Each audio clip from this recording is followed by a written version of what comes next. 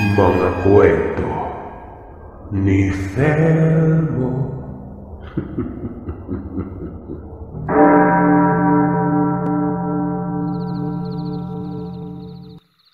Mapagpalang araw sa inyong lahat, lalo na sa inyo, Sir Seth. Tawagin niyo na lamang po ako sa pangalang Bren. Ang ibabahagi kong kwento ay personal ko, na hindi ko inaasahan na magiging isa pala ako sa mga saksi sa kung ano ba yung kababalagan na yan. Nagsimula lamang ang lahat nung inihatid ko ang isang dalaga sa bahay nila. Nobya ko, at kakasagot pa lamang niya sa akin noon.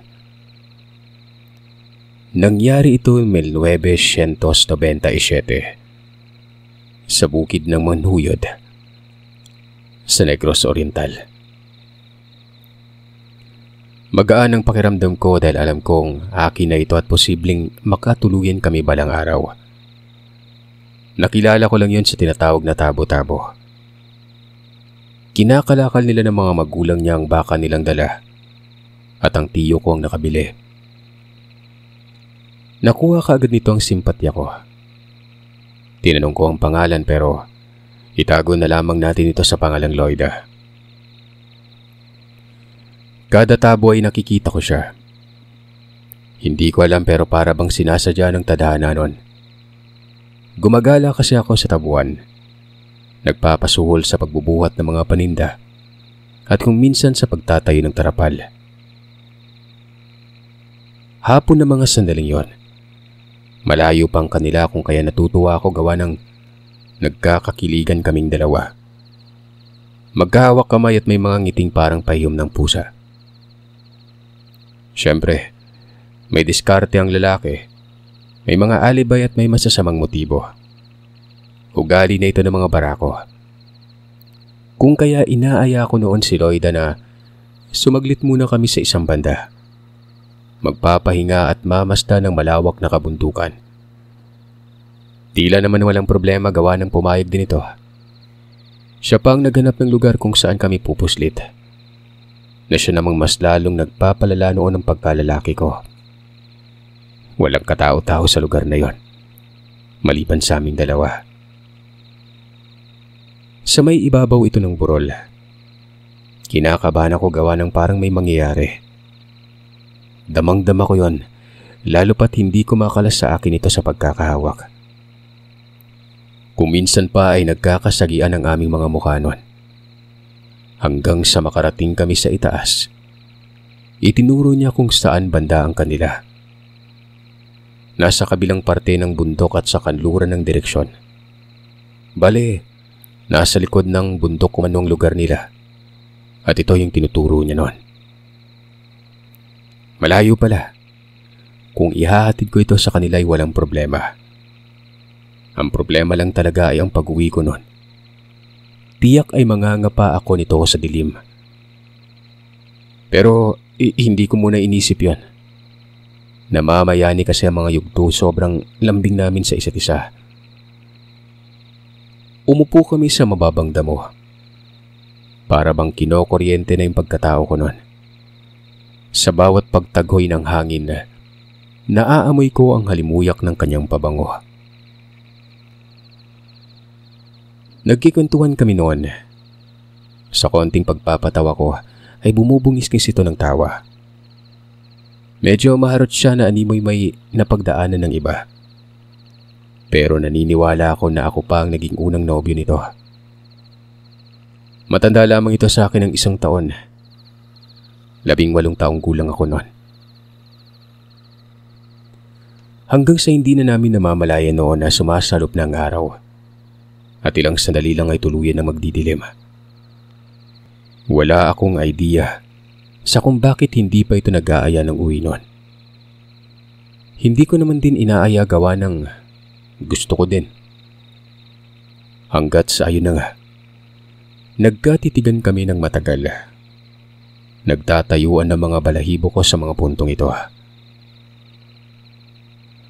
Hindi ko alam kung anong nakain ni Lloyda at bigla na lamang ipinikit ang mga mata. Napatingin ako ng saglit sa kalangitan at sinabi sa isip na sana ay patawarin ako. Ano mang mangyari sa amin nang hindi pa nasasalang sa altar, pananagutan ko ito.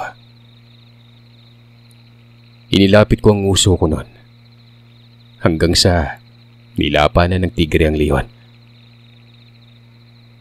Sinabayan na ng malakas na ulan ng unos ng silangan. Nagsalpukan ng dagat at dalampasigan. Pero noong nagsisimula ng magkapaan, Sir Seth, bigla yung naudlot nang nakarinig ako ng alingasngas sa damuhan. Sinipat ko at baka may tao.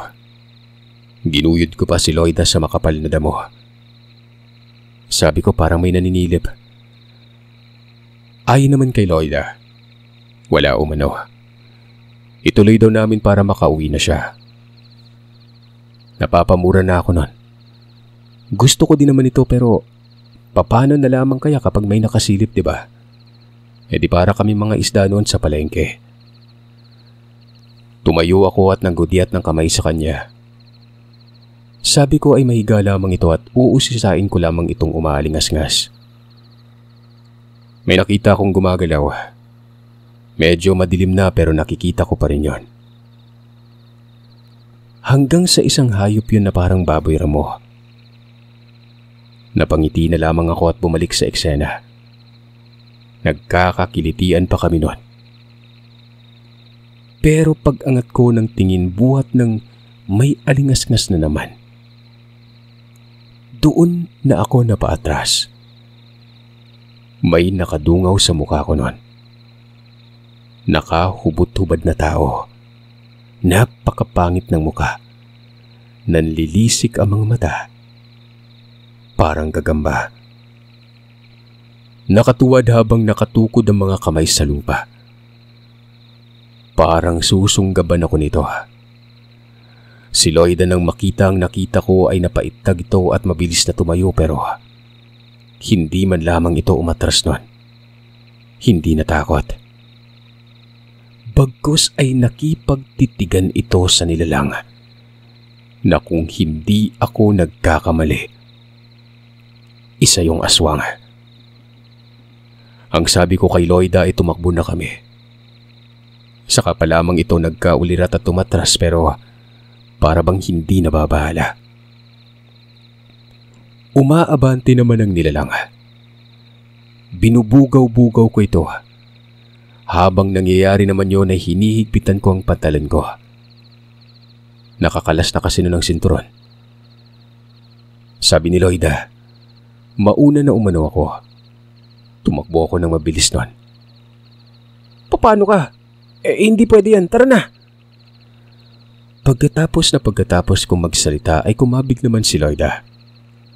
Nagkahiwalay kami ng daan kasi biglang sumunggab itong aswang. Ako ang hinabol. Ang lalaki ng hakbang ko. Pababa pa yon at nagkasugat-sugat na ako nun.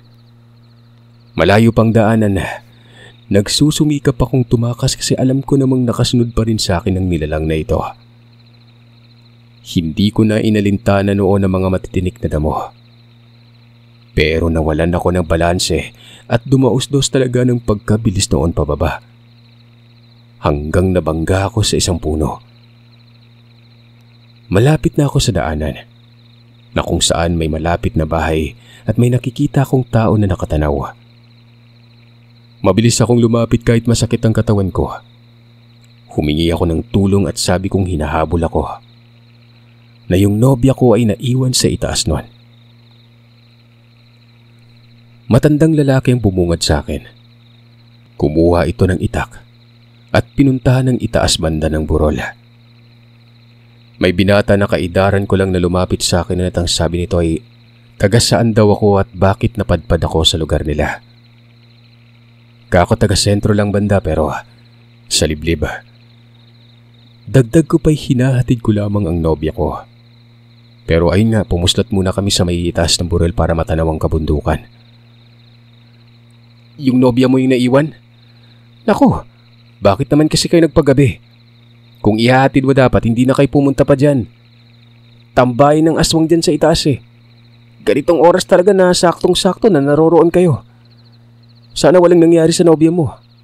Sandali, ikukuha kita ng tubig. Pinainom ako ng tubig nun. Nasa labas lang ako ng bahay. Tinatanaw ko ang itaas ng banda. Nakikita ko ang matandang lalaki na pababa na pero wala itong kasama. Labis ako noong nag-aalala. Baka kasi pagkatapos akong habulin noon, siya naman ang punteriya. Nung makarating na itong matanda ay sinabi niyang wala siyang natagpuang babae sa may itaas. Baka nagawi umano yun sa kabilang banda. Pangalanan natin itong matandang lalaki na ito namang Boyet. Habang ang anak naman, Juston. Taga-babaan pala to tay, tapos inihatid daw yung babae. Aba kung ihatid, bakit kayo lumihis doon? Nako. May gagawin sana kayo doon ano? Yan ang napapala ninyo. Oy, Juston, ihatid mo nga itong binatang ito doon sa may kalsada. Pero paano na po yung nobya ko? Paano kung kinain ng aswang yon? Ayon kay Mang Boyet, kung inililigtas ko daw ang sarili ko, inililigtas din ng babaeng yun ang sarili niya. Bukas ay magkakaalaman kung may mga nangyari ba. Gabi na at pagsisikapan niya umanong hanapin bukas kasama ng anak niya. Umiiyak ako nun. Hindi ko naman mapilit ang sitwasyon gawa ng baka mapano din ang pamilyang ito. Hinatid nga ako ni Juston. Malayo ang patungong kalsada. Mga 1 oras na lakaran yon bago pa makarating. Nagtanong sa akin itong si Juston sa mismong detalye ng bahay namin o lugar. Dahil kapag may impormasyon ay pupunta niya kaagad ako. Sinabi ko naman sa kanya yung landmark. Nakakoy malapit lamang sa tabuan at may malaking tindahan ng sapatos. Ukay-ukay na sapatos. Kilala ko nang nagmamay-ari nito dahil sa unahan lang ang bahay namin. Matapos kong makapagsalita ay umuwi na ito. Ako naman kaagad nakahanap ng habal na masasakyan. Napakahapdi ng katawan ko nun. Ang dami kong galos sa may bisig ko at leg. May tama din ako ng sugat sa may tagiliran. Para bang natusok yun ng isang sanga. Nang makarating ako sa bahay, wala ang mga magulang ko. Si Ami lamang ang naroroon. Kapatid ko ito at hindi niya po totoong pangalan. Nagtanong ito sa kung anong nangyari sa akin at sinabi ko naman sa kanyang lahat pero sinabi ko din na huwag ipaalam ito kila nanay at tatay. Dahil papagalitan ako ng tiyak. Kasundo ko naman ng kapatid ko kung kaya mabilis na sumang-ayon ito. Nabigyan pa nga ako ng payo na huwag nang ihatid ang nobya ko. Hayaan na lamang daw itong umuwing mag-isa. Hindi na ako nagsalita noon. Naghugas ako ng katawan. Ginamot ng mga sugat at tumambay sa may beranda. Habang nakatambay ako sa may beranda, napatayo ako at napatitig sa daan. Nakita ko si Loida. Paparating ito at kasama pang kanyang ama noon. Walang ano-anong sinalubong ko ito. Gusto kong yakapin ang babae pero nahihiya naman ako sa kasama nito. Kinamusta ako ng tatay nito na pangalanan nating Eduardo. Sinabing mabuti ka mo at nakatakbo ng mabilis noon. Kako naman, basta hindi ako huminto. Nag-aalala pa nga ako gawa ng nagkahiwalay kami ng landas ni Loida. Hindi ko naman masabi kung saan kami banda nun. Matik, malalaman ng tatay nito kung ano mangyayari dapat. Si Loida naman ay sinabing nakatakbo din siya at saktong nakasalubong niyang kanyang ama sa daan. Nag-aalala din sila sa akin kung kaya hinanap daw nila ako. Hanggang sa pinuntahan ako sa bahay namin tapos nadatnan nilang ayos lamang ako noon. Muli namang nagsalita itong tatay niya. Bakit pa daw kasi inihatid si Loida noon? Ang mga aswang pa naman ay mahilig sa mga dayo. Si Loida kasi taga ron. Hindi na ako kumibo habang si Loida naman ay panaysenyas ng kilay. Nawari ba'y nagpapahiwatig na wag kong ipagsabi kung nasaan kami banda. Ilang mga sandali lang ay sinabi ng tatay nito na yun lang ang sadya nila Makita lamang ako dahil nag-aalala daw ang husto si Loida. Hindi ko alam pero may kakaibang amoy itong dalawa noon. Parang kaamoy ng humabol sa akin kanina. Hindi lang ako sigurado kung alin sa kanila. Baka si Loida yung tatay nito. Naisip ko nga na baka si Loida. Nasagi siguro nito ang dinaanan ng aswang kaya may amoy na ganon. Hindi naman mabaho pero parang anghit ba na amoy kambing o kilikili na malala. Umuwi sila noon.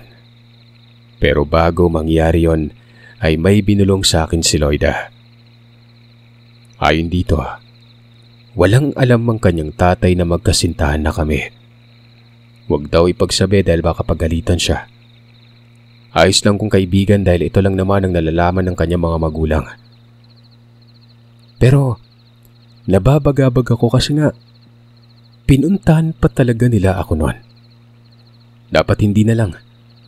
Ang layo kasi ng bukid na yon at nakapagtataka gawa ng malalim na gabi na. At alam kong bihira lamang ang habal. Hindi ko na lamang pinagtuunan ng pansin. Siguro ay naghanap ng paraan para makababa lang at makamusta ako. Halos isang buwang hindi kami nagkita ni Loida. Namimiss ko siya noon. Gusto kong puntahan kaso natatakot naman ako. Hanggang sa dumating na naman ang araw ng tabo. Inaasahan ko noon na makikita ko itong si Loida pero wala pa rin. Hindi ko ito nakita. Pero kinagabihan, mga pasado 7:00, may biglang bumisita sa bahay. Hindi ko ito kilala. Lalaki na sakto lamang sa edad na parang kamukha pa ng tatay ni Loida. Ang sabi ay may sakit daw si Loida kung kaya hindi siya nakababa. Patapos niya makapagsalita ay tumalikod na yon at hindi man lamang nagpakilala. Naguguluhan ako. Naisip kong kaanak niyo ni Loida pero bakit pinuntahan ako? Inutusan ba ito ni Loida? Alam ba nito na magkasintahan kami? Parang awkward eh. Gawa ng si Loida pa yung nag-abiso sa akin na huwag ipagsabi ang relasyon namin sa panig ng kanyang pamilya. Pero sa mga puntong yon, bakit ito napabisita? Kung sakaling inutusan niyo ni Loida, malamang makakaisip na ng iba ang sakop nito. Tsaka napaka-weirdo. Umalis ka agad ng walang ano-ano. Hindi man lamang ako pinagsalita. Kung sa bagay, ganun talagang ugali ng mga magulang niya. May mga ilang beses ko na din kasing nakausap ito. Tapos parang walang modo na iiwan ka na lamang bigla. So ayun, inisip ko na lamang na baka inamin na ni Lloyd ang relasyon namin. Wala namang ibang sagot sa mga katanungang naglalaro sa isip ko, kundi yun lang. Kinabukasan ay hindi ako napapanatag. May sakit si Lloyd at mukhang maselan. Kinakailangan pa talagang ipaalam sa akin. Nag-alala tuloy ako. Naisip kong puntahan. Alam ko naman na kung saan banda ang lugar gawa ng naturo na ito sa akin ni Loida. Yun nga lang may aswang. Hanggang sa naglakas loob ako nun. Napili kong puntahan pero dapat ay hindi ako gagabihin. Maaga akong nagpabukid. Pasado 9:00 ako umalis ng bahay. Hindi ako nagpaalam sa mga magulang ko. Doon lamang ako nagpaalam sa kapatid ko. Sakaling may mangyari kahit papano may nakakaalam. Sa kapatid ko lang kasi nga alam ko namang hindi ako papayagan ng mga magulang ko noon. Nakarating ako banda doon sa bahay noong tumulong sa aking mga tanghali na. Partida, mabilis ang lakad pa yon na makasampa na ako bandang paano ng bundok. Bali ito yung lugar kung saan naroroon ang kalsada. Pagkababa ko ng habal, dali-dali agad akong naglakad. Nakita ko pa si Mang Boyet. Kinamusta ako nito at nagtanong kung bakit bumalik ako sa lugar. Sinabi ko namang pupuntahan ko ang kasintahan ko gawa ng may sakit. Hinagahan ko lang para hindi ako gabihin pag-uwi nun.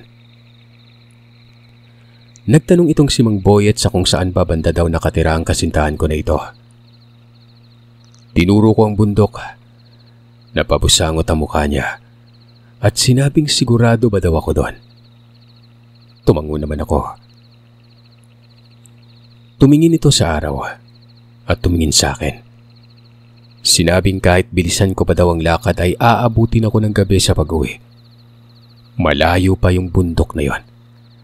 Dapat ay kaninang madaling araw daw ako nagsimula. Malapit lang tinan ng bundok gawa ng nasa tapat yon pero malayo ito kung lalakbayin. Tsaka dong, kung ako sa'yo wag mo na lang ituloy. Yung mga gumagalang aswang dito, pinaniniwalaan na naroroon nakatira. Minsan na akong nakapunta doon pero wala naman akong nakitang kabahayan. Ewan ko lang sa ngayon kasi nga matagal na din yon.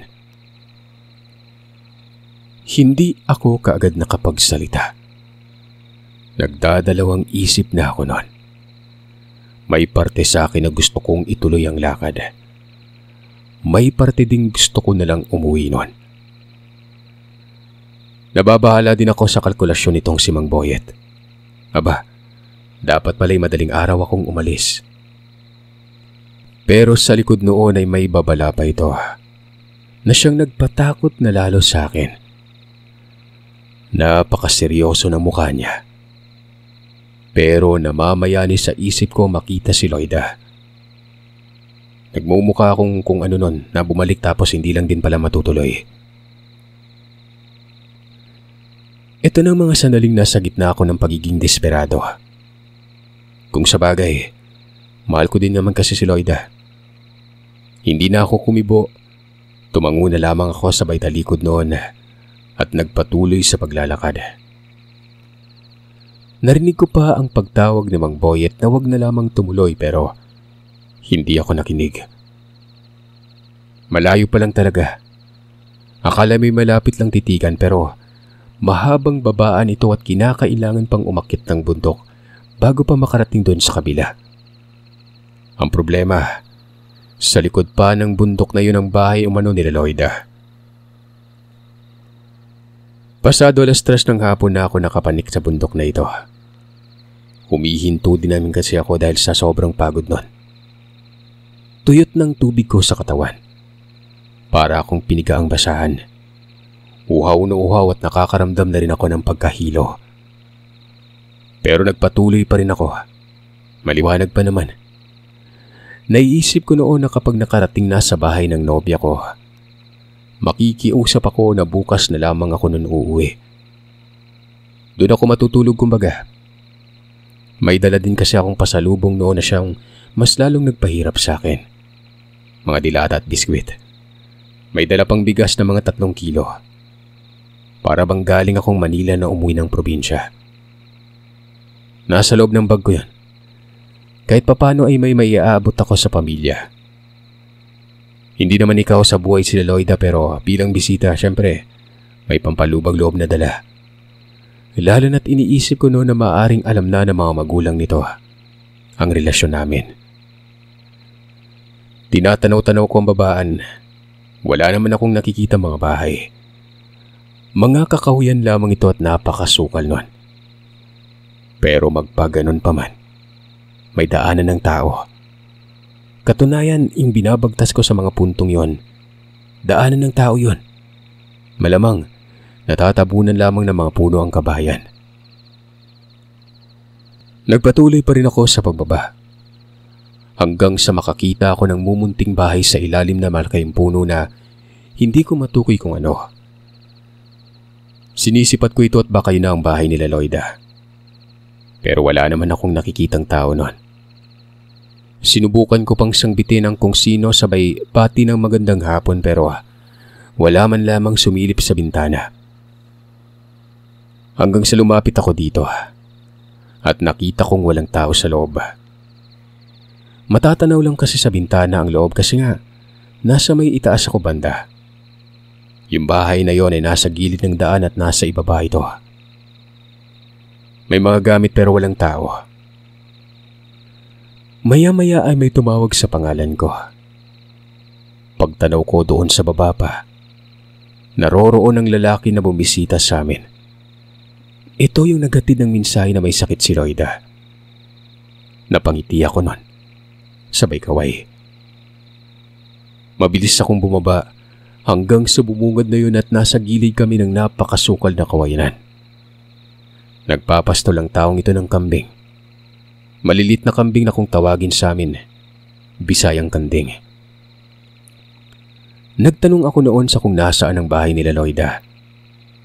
Sinabing kapatid daw siya ni Loida at naroroon pa ito sa baba. Diretso lamang ako noon at wala akong makikitang nauunang bahay kung hindi yun na mismong tirahan nila. Kasi nga, ang mga kasunod doon, kaanak na ng mga ito. Nagtanong naman ako sa kung sino ang nakatira doon sa may itaas banda. Dahil may bahay at walang tao.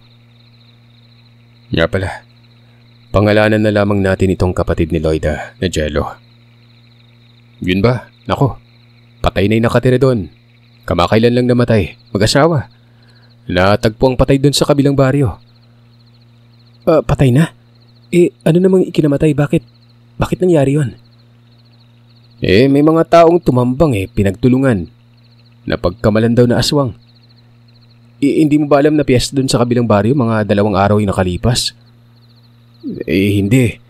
Wala naman kasi akong alam dito sa bukid na to. Maliban na lang doon sa may kalsada banda, pero ganun ba? Kawawa naman pala. Sige, alis na ako basta diretso tama. Tumango naman itong si Jello. Tapos ayun, naglakad na ako pababa nun. Pero naguguluhan ako. Oo, maaaring totoo yung mga sinabi niyang pinatay ang nakatira doon. Pero bakit walang lamay? Ano to? Rekta libing lang? Sa pagkakaalam ko kahit taga-bukid nagbibigay ng respeto sa isang lamay ang mga residente. Hindi ko na lang pinagtuunan ng pansin. Hanggang sa nasilayan ko ng isang tahanan na medyo malaki. Nasa baba. May malawak na espasyo doon tapos may nakikita akong mga hayop. Baka at kambing. May daanan na nakabukod doon. Siguro ibang daan ito patungo din sa bayan. Nang malapit na ako ay nakita ko ng nanay ni Loida. May kasama pa ito na 2 babae na parang kaidaran niya lang. Nakangisi na wari ba'y alam na darating ako. Si Loida naman ay sumilip sa bintana. Pansin kong nakasimangot yung mukha niya. Sumilip din ang tatay at parang kinausap ito. Hanggang sa nakarating na ako mismo doon sa harap ng bahay. Ibang-ibang oryentasyon ng lupa. May padahilig, may patag, may sobrang tarik. Basta walang maayos ng paligid nun. Paanong nakapamuhay sila ng maayos dito? May espasyo pero padahilig talaga Yun namang bahay, mataas ang inangat nito sa lupa. Lampas tao. Malapad at may beranda na parang singlaki din ng kabuuan ng bahay na yon. Itong nanay niyang tawagin natin sa pangalang Silda. Binati ako at kaagad din namang umalis. Hindi man lamang ako nakagante ng pagbati. Samantalang itong si Loida ay lumabas ng bahay at dumungaw sa beranda nun. Napatanong kung bakit daw ako napabisita. Kako naman yung kapatid niya ay nagtungo sa amin at ipinaalam na may sakit siya. Nag-alala ako kung kaya pinili kong bumisita. May dala nga pala akong pasalubong. Magandang hapon po, Mang Eduardo. Kamusta po kayo? Bungad ko nun, habang pumapanik sa hagdan. Sabi naman ng tatay ay ayos lang. Dagdag pa nun ay hapon daw ako bumisita. Tiyak na gagabihin ako sa pag-uwi. Nako, baka mapalo ka niyan dong Bren. Mabuti siguro dito ka na lang matulog muna. Malawak naman yung beranda. Pwede ka din dito sa loob, may 2 silid naman at dito ka sa isa. Yun din po sana yung sasabihin ko nagkamali po ako ng tansya. Dapat pala madaling araw akong umalis sa amin. Unang beses ko po kasing makapunta dito. Maraming salamat po. Pero sige po, bukas na lang umaga na lang ako uwi. Dito na lang po ako matutulog. Matapos makapagsalita, tumango lamang ang tatay ni Loida. Bumaba yun ng bahay at napadaan sa kiliran ko. Napasimangot ako noon. Napakabantot ng amoy niya. Galing pala sa kanya yung parang masahol pa sa amoy ng kilikili. Napatitig talaga ako noon. Naaalala ko ang amoy ng nilalang. Pero iniisip ko na baka ganun din ang amoy ng aswang kasi walang ligo-ligo eh. Tao din naman kasi yun. Umupo ako sa biranda at itong mga dala ko ay kinuha ni Loida at pinasok sa loob ng bahay. Pagkabalik ay may dala ng isang pitsil na tubig noon. Laklak agad ako kasi nauhaw talaga ako. Masigla naman ang itsura ni Loida. Hindi ko makita na may sakit o nagkaroon ng sakit. Masigla ang mukha at bagong ligo pa ito. Tumabi ito sa akin na para bang gusto kong yakapin. Tapos halikan ng gusto. Miss na miss ko si Loida pero parang hindi masaya ito na makita ko. Nakatitig lamang ito na animoy. Alam mo yung nagdadalawang isip nun? Napatanong pa nga ako sa kung anong problema. Ayon sa kanya, dapat ay hindi na umano ako pumunta. Ano ba umanong nakain ko? Malayo at delikado umano ang lugar nila. Hindi daw ba ako nadala noong may nangyari? Sinabihan niya ako na umuwi ako ngayon din. Tumakbo. Wag na wag daw akong matutulog dito sa lugar nila. May araw pa umano. Sasakto pa kapag tumakbo ako at makakarating sa may bahay doon sa kabilang banda. Yun bang pinagpuslitan ko nung habulin ako ng aswang? Nakita mo pala ako noon? Bakit hindi ka man nang lumapit sa akin? Teka nga, kung nakita mo ako doon, alam mong ayos lang yung kalagayan ko pero bakit pa kayo bumisita sa amin pagsapit ng gabi? At ganung oras pa talaga no? Tsaka ba't mo naman ako pauwiin eh? Narito na nga ako. Ligtas ako dito kasi nga nasa pamamahay niyo naman ako, di ba? Magsasalita sana si Loida noon pero pumanik ng bahay itong nanay niya. Nagtungo sa dulo ng biranda at may kung anong kinakalikot sa railings. Para bang wala namang dapat gawa. Nakikinig lang. Ilang mga sandali lang ay dumating din itong kapatid niyang si Jello. Tapos ay doon umupo sa papag sa harap namin mismo. Nag-iiskohe ito ng mga buto ng mais. Inaalis yung mga sirang buto na nasa nigo noon. Hindi na tuloy kami nakapag-usap noon ng maayos pero para talagang may gustong sabihin si Loida. Ang problema ay nag-iingat ito kasi naroroon ang kaanak niya. Nangangamoy inihaw na manok noon. Naisip ko na baka nagkatay ng manok ang tatay niya at nasa baba yung nag-iihaw. Sinugbang manok kumbaga. Mahina akong bumulong. Kako, alam ba ng mga magulang niyang relasyon namin? Sumagot si Loida na hindi niya sinabi. Pero parang alam na ng mga ito na may namamagitan sa amin noon. Inulit niya ang mga katagang umalis na ako. Pero umiling ako noon at sinabing ipagpabukas na lamang. Nakabusangot na mukha ni Loida. Animoy pinipilit nitong paalisin ako pero Loida, may ipinag-uutos pala sa iyo yung tatay mo. Puntahan mo nga sa baba. Kasi nga ikaw daw yung palilipatin noong 2 baka na nakapastol sa may ibabaw. Tumango si Loida sa sinabi ni Manang Silda noon. Bago pa bumaba yun, sinabing dapat pagkabalik niya ay wala na daw ako doon. Naguguluhan ako. Bakit ba ayaw niya akong naroroon? Siguro nahihiya ito. Hindi naman siguro delikado ang kalagayan ko gawa ng gaya ng sinabi ko. Nasa pamamahay nila ako noon. Wala kaming kibuan ng nanay ito. Maging yung kapatid na nasa harapan ko lang. Patuloy sa pagkalaykay sa pugas ng mais. Kahit sa tingin ko ay ubos naman na ang sirang buto. Bali itong nasa nigo. Itatanim nila yon. Umakyat ng bahay ang tatay ni Loida. Ay na naman. Nakakasulasok talagang amoy niya. Umupo pa ito sa tabi ko at iniiwasan ko nang magpakita ng reaksyon na naiilang. Sinabi nito sa akin na mamaya lang ay kakain na daw kami. Ang mga tao daw sa lugar ay maagang natutulog. Ito daw ang nakasanayan sa bukid lalo't walang kuryente. Bago pa mag-alas 6 ay naghahapunan na daw sila noon. Kako naman ay ayos lang. Naiintindihan ko. Inamin ko na lang talaga ang lahat. Naiisip ko kasi noon na baka ito ang dahilan kung bakit ako pinapaalis ni Loida. Baka masita siya ng mga magulang niya sa pagbisita ko. Mang Eduardo, ang totoo po ay kasintahan ko na po yung anak niyo. Ipagpaumanhin niyo po kasi nga nakawalang respeto po yung ginawa ko. Ngayon ko lang kasi sinabi sa inyong lahat eh. Dapat sinabi ko na to nung bumisita ka sa amin. Nung lumalapit ka sa anak ko alam ko na yung diskarte mo. Ganyan din ako eh. Lalaki tayo at magpapakalalaki talaga. Lalo na kapag may nagigilawang babae. Mabait ka naman. Tsaka ayos lang, ano ka ba? Huwag ka manghingi ng pasensya. Nagpapasalamat nga ako dahil napabisita ka. Isang pahiwatig yan ang malalim ang sadya mo sa anak ko.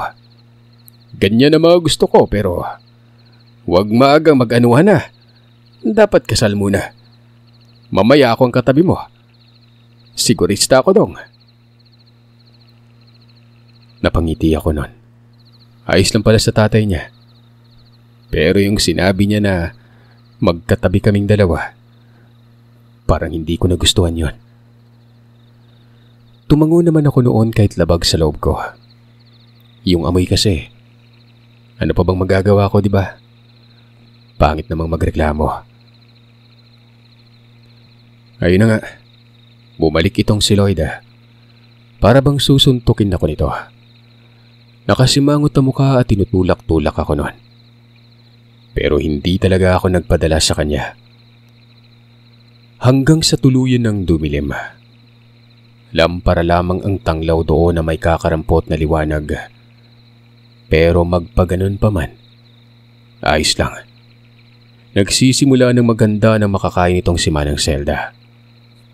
Doon ang sa may beranda, nilatag ang mais na kanin. Pagkatapos ay may inihaw na manok. Tama ako ng hinala. Nag-ihaw nga ito ng manok. Para bang minadali lang gawangang may maliliit na balahibo pang bandang binte. Hindi pinutulan yung paanon. Hindi ngayon siguro binuhusan ng mainit na tubig eh. Matapos lang mapungasan ng mga balahibo at tanggalan ng bituka, sinalang kaagad kumbaga. Hindi naman ako nag-inarte. Kumain ako ng tahimik na para lang din sila. Tunog lamang ng sarten ang namumutawi nun. Matapos kumain ay naglinis ako ng katawan ko gamit lamang ang maliit na tuwalya ko na binasa na tubig. Si Loida ay naroroon na sa isang silid. Naghahanda na ng matutulugan. Maya-maya pa, humiga na ito at tumabi naman sa kanyang nanay niya. Doon ako sa kasunod na silid. Habang patungo ako dito, napansin ko ang kakaibang titig ni Loida. Nasa may bandang pinto kasi ito nakahiga, na para bang may sasabihin pero hindi yun mapakawalan. Nakatitig din sa akin ang nani ito na, alam mo yung parang papatay ng tao. Nanlilisik ang mga mata, tapos biglang dila sa labi. Napatanong pa nga ako nun, sabi ko, ano to? Trip niya rin ako. Para bang matatawa ako nun. Pagsilay ko naman sa kabilang silid ay nakita ko si Mang Eduardo. Nakahiga sa sahig. May katre doon. May nakalatag na banig at isang unan. Hindi ako sanay matulog na nakapantalon pero napilitan na lamang ako ng mga sandaling ito. Nakapantalon kasi ako, sir, at nang pumunta sa kanila. Humiga na lang ako. Medyo madilim doon banda gawa ng nakabukad ang silid na ito sa may likod na. Pero may liwanag sa baba. Doon ito banda nakadireksyon sa may dalawa pang bahay na kasunod ng tirahan nila Loida. Ito yung isang lampara kanina na sinabit ni Mang Eduardo sa may puno ng bayabas bago pa ito pumanik ng bahay at pumasok sa silid. Napakaraming lamok. Wala akong kumot. Tapos napakabantot pa nitong katabi ko. Makakaidlip na sana ako noon pero bigla naman akong kinalabit ni Mang Eduardo. Napabangon ako. Nakaupo sa gilid ng higaan. Dong, dapat hindi ka bumisita dito. Ayos lang ihatid ang anak ko pero hanggang doon lang sa may bahay banda. Doon ba sa pinagpuslitan mo na may tumulong sa iyong 2 tao? Inabisuan kita nung nagpunta kami sa inyo eh. Ito naman kasing si Loida ay nagmamadali. Nagulat talaga ako nun sa mga sinabi niya. Alam ng tatay ni Loida na doon ako pumuslit. Sa makatuwid ay sinabi na ni Loida ito sa kanyang ama. Napatanong talaga ako noon nakako. Ano pa ang mga nabanggit sa kanya ni Loida? Wala naman siyang sinabing iba. Nakita lang kita doon.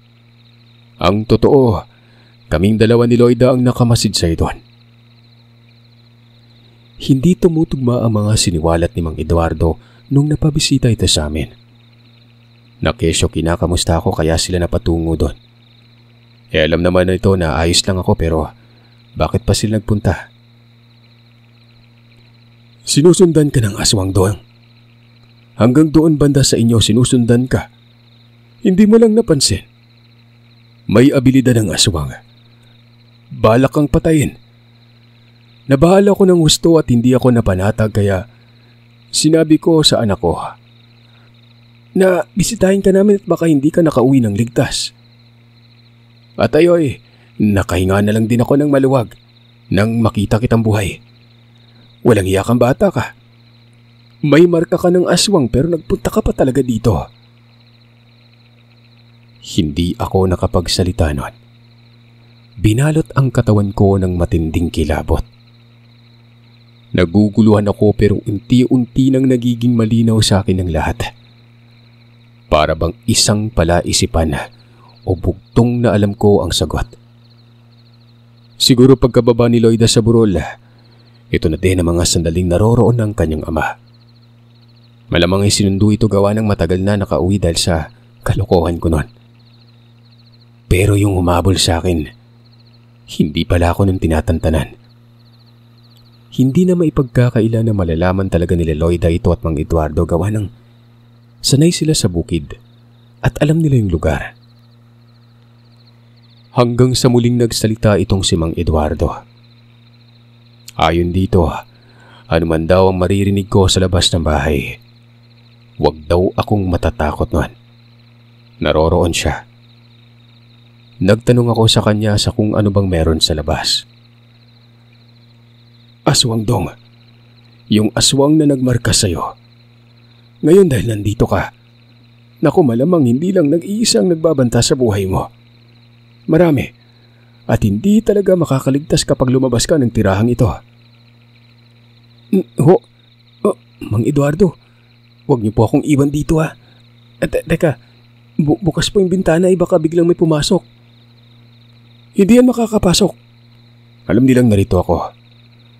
Pero kapag nagpumilit ang mga yan, magkakasubukan talaga kami. Basta wag kang lalabas. Ngayon ay alam ko na din kung bakit ako pinapaalis ni Loida. Dahil pala sa aswang. May hinala na ako noon pero hindi ganun kapulido. Sa mga puntong ito ko palang na-realize na aswang pala talaga ang dahilan. Mga 1 oras ang nakalipas. Nakakapangilabot na mga pag-angil ng naririnig ko sa labas. Para bang sasabog ang dibdib ko noon sa tindi ng kaba. Bumangon muli si Mang Eduardo. Supilip sa bintana. Tinataboy niya ang mga aswang sa labas noon. Sisilip sana ako. Hinarangan niya naman ako ng kamay. Sabi nito ay huwag daw akong dudungaw. Kung gusto ko daw mabuhay, ay manatili lamang ako sa sulok noon. Sinunod ko siya noon. Hanggang sa nakita ko si Loida. Paparating ito at pumasok sa may silid doon. Umiiyak ito. Humihingi ng tulong sa tatay niya. Protektahan daw ako. Ako lang naman ang kasundo mo dito. Ako lang ang may respeto sa mga desisyon mo, anak. Mahal na mahal kita. Kung ano ang ikakasaya mo, yun din ang ikakasaya ko. Makikipagpatayin ako para sa'yo. Hoy, kayo dyan. Ano ba? Umalis kayo dito at huwag niyong pagtatangka ng kasintahan ng anak ko Ikaw, Jello. Ikaw ay may pakana Ikaw, Silda. Anak mo si Loida at dapat mong intindihin ang kung anong gusto niya. May sapat na siyang edad. Kanina ko pa kayo binabalaan. Kayong lahat na naririto. Kapag may ginawa kayo, tabla-tabla na tayo. Matapos kong marinig ang mga pagsisisigaw ni Mang Eduardo, nagulat talaga ako noon. Paanong binabanggit niya ang mga pangalan ng pamilya niya? Anong ibig sabihin nun? Napatingin talaga ako noon kay Loida at nagtanong kung anong nangyari. Dito ay sinabi ni Loida na aswang sila. Lahat ng nakatira sa lugar na yon, mga aswang. Angkan ng aswang. Yung bumungad umano sa burol noon nung may ginagawa kami, tatay niya yon. Humarang ito sa mga kaanak nila na nasa paligid. Kung hindi dahil sa kanyang ama, patay na sana ako. Hindi niya umano inaasahan na magtatangka ang mga ito sa akin sa kabila ng alam nilang nililigawan ko siya. Ang tatay lamang umano niya ang pumapabor sa kanya. Nung tumakbo ako, ang kanyang ama ang sumusunod para hindi ako masaktan ng iba pang humahabol noon. Katunayan, maging sa pagdating ko umano malapit sa amin, nakasunod pa rin yung tatay niya at naroroon din ang nagbabanta sa kanya. Ang kanyang ina at kapatid ang gustong pumatay sa akin, kasama ng mga pinsan niya at tiyahin. Gusto umanong dukutin ang atay at puso ko noon. Napapamura na ako noon.